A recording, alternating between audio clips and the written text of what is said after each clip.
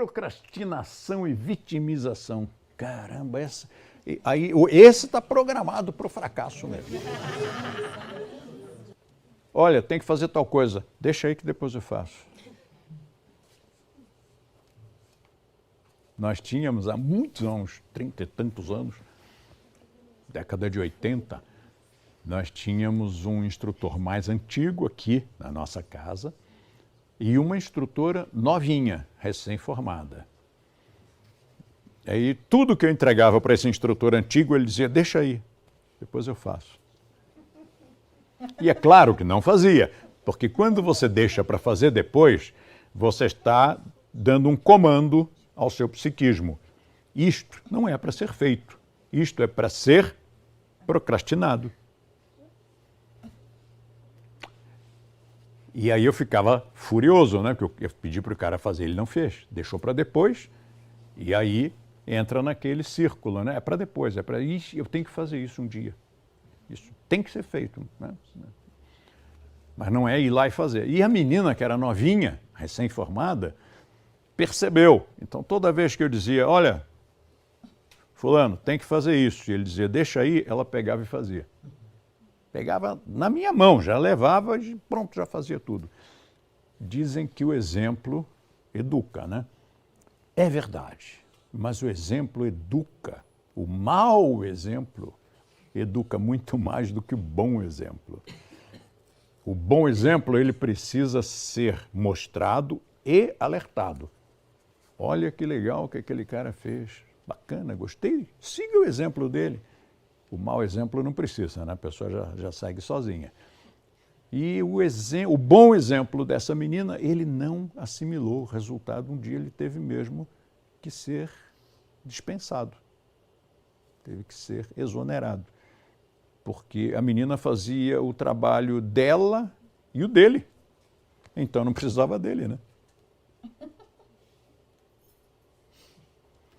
E isso é uma deseducação que nós trazemos de casa.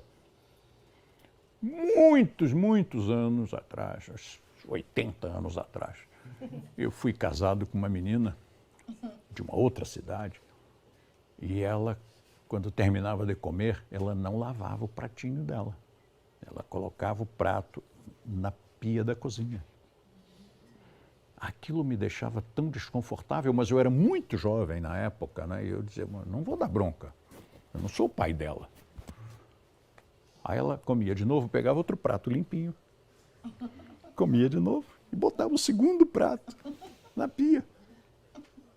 Como quem diz assim, e você aí não vai lavar? Alguém não vai lavar para mim? Não, porque lá em casa a mamãe lavava, ou a empregada lavava. Isso de pôr o prato ali, um dia eu perguntei, né, já tinha uma meia dúzia, aí eu perguntei, e os pratinhos ali, você não vai lavar? Ah, vou. E foi em frente, foi fazer outra coisa. Fica empurrando com a barriga, né? Procrastinação é empurrar com a barriga. Quem sabe, um dia a coisa acontece sozinha, né? Pode ser que apodreça aquilo ali e as bactérias comam tudo e aí o prato vai ficar limpinho.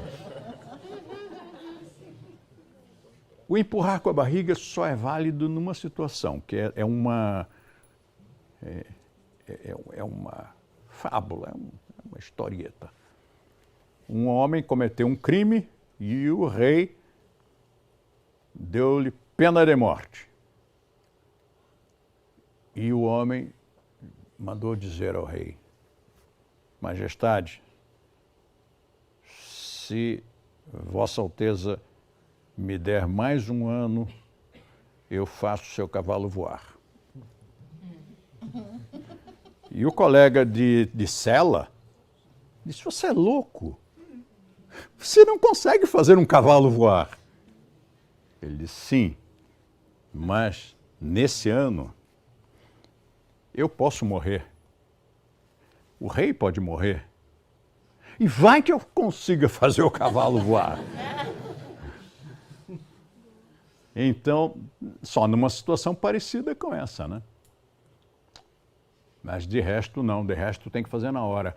E a programação para o sucesso passa por aí. Muitas vezes as pessoas perguntam, mas De Rose, como é que você tem tempo? Ainda hoje, com todas as circunstâncias atuais, e ainda está viajando, escrevendo livros, dando cursos, indo às solenidades, enfim, é aquela atividade o dia inteiro. Como é que tem tempo? É fazendo na hora. Se você não faz na hora, acumula. Agora não tem uma coisa, tem duas. Mas eu tenho que fazer isso. Agora já são 3. E aí são 4, são 5, aí afunila. E você entra em pânico. Não dá tempo mesmo para fazer tudo aquilo. Por quê? Porque acumulou. Então a ideia é fazer na hora. E vitimização. Mas eu não fiz por culpa dele, né? Na verdade, todo mundo acha que eu tenho que fazer as coisas, mas ele é que não me deixou fazer por isso, por aquilo. Nós tínhamos um instrutor aqui na Jaú, na década de 90. Isso eu ia dizer que a década de 80 era profícua, mas não, foi década de 90, sim. Um instrutor que sempre chegava atrasado. Velhos tempos, né? Hoje ninguém faz isso mais. Sabe por que ninguém faz isso? Porque temos tantos instrutores que se alguém faz isso, tem logo um outro que quer o lugar dele. Olha, o instrutor não chegou para dar aula, deixa que eu dou. Já entra outro ali da aula e pode ser que os alunos gostem mais da aula deste outro, né? Mas, década de 90, ele sempre chegava atrasado. Mas ele era sempre a vítima. Cheguei atrasado, mas é porque estourou o pneu do meu carro, não sei o quê. Cheguei atrasado porque o fulano lá me retardou. Cheguei atrasado porque o carro, não sei o quê. Sempre uma desculpa, sempre ele era vítima. E eu me lembro que, num dado momento, ninguém mais queria que ele trabalhasse na rede, né? Ele tinha mais uns probleminhas. Aí ninguém mais queria aquele instrutor. Resultado, ele acabou tendo que sair da rede, porque não tinha onde, não tinha escola que o aceitasse. Mas ele assumiu aquilo como uma lição, como um feedback para o seu aperfeiçoamento? Não, ele era vítima. Pois é, porque ninguém me aceita, porque vocês deviam me apoiar, né? Mas ninguém me apoia. Não assumiu que foi ele que criou aquele ambiente para si próprio, aquela reação dos demais. Pense, sempre que você começar a ter pena de si mesmo, pare um pouco e pense, que vergonha, né? Meu Deus, que vergonha, eu estou com pena de mim mesmo, como é que pode? Quando algum colega, algum amigo, alguma pessoa disser assim, coitado, você diz, coitado não! Eu estou muito feliz, seja lá com o que for. Você perdeu uma grana, coitado. Não, coitado não.